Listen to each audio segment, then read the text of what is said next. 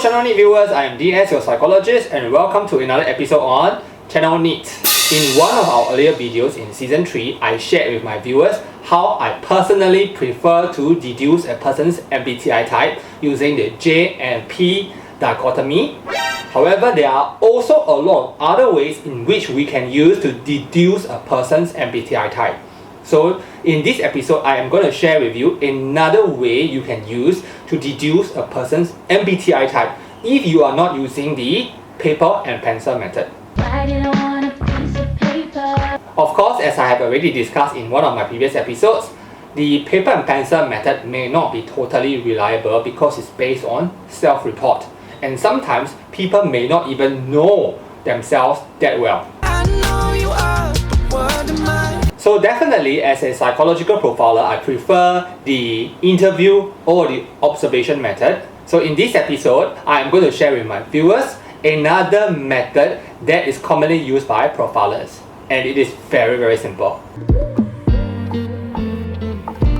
So in this method, all you have to do is to first determine if the person that you are profiling is a judger or a perceiver.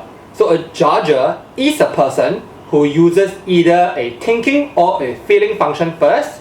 A perceiver is a person who prefers to use a sensing or the intuition function first. So this means that if you are a judger, you tend to think or feel first. Therefore, thinking and feeling becomes your dominant function, and that is your pilot. If you are a judger, you must be of this type. So in other words, if you are a judger, you must either be an EJ or an IP.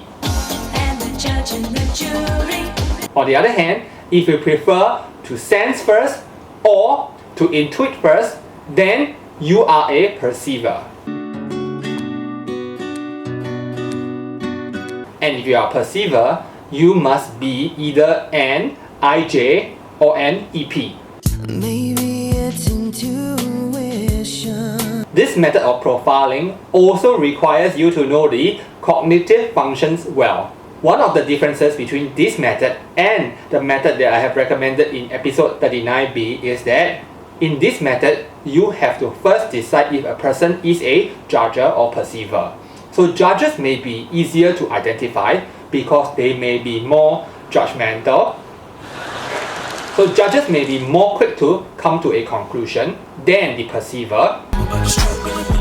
How do you recognize if a person is a judger? Because a judger tends to either think or feel first, so it is very likely that in his or her speech during a conversation, he might say, I think that, I feel that this is not correct. Let me think about it first. So all this might point to the possibility that the person that you are trying to profile is more likely to be a judger than a perceiver. Open up your heart, what do you feel? So after you have done this first step, what you need to do next is to determine if this person is an extrovert or an introvert.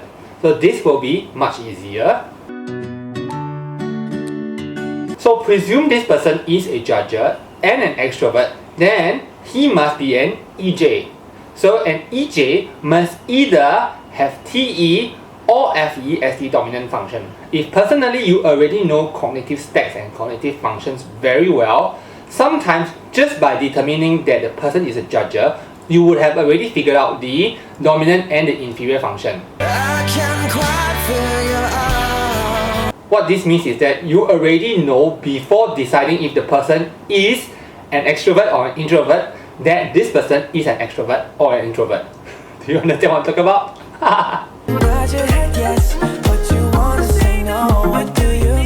So the reverse is true. If the person is an introvert and a judger becomes an IP, then you can ask the person to give you his IP address. I would personally say that this method is slightly going to be harder in profiling a perceiver because some people who are perceivers may appear to be very judgmental, which is also one reason why I tend not to use this method.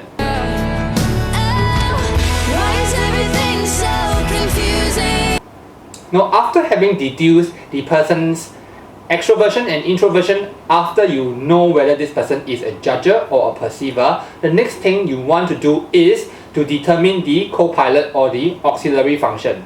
So presume you have determined that this person uses FE as the dominant function, then it is likely that this person is either an ENFJ or an ESFJ. So next thing you need to do is to determine whether the person uses NI or SI. And after you have deduced the pilot and the co-pilot, then everything else falls into place. It's like it all falls into place. So as I am producing this video, I am assuming that my viewers who are watching this video already know or have some idea of what cognitive stacks and cognitive functions are. But if you do not, then sorry about it. I will be producing some more videos on cognitive functions down the road.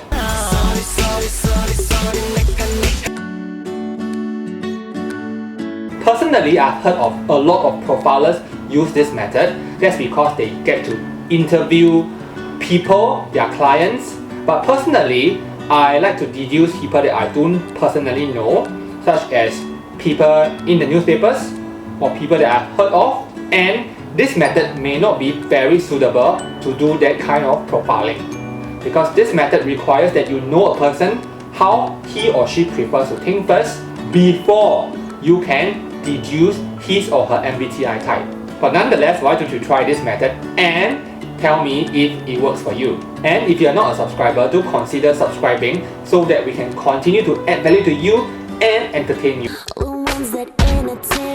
And the ones that observe. Well, I hope that you have enjoyed this episode and learned something from it, and I'll look forward to see you in my next episode. Goodbye!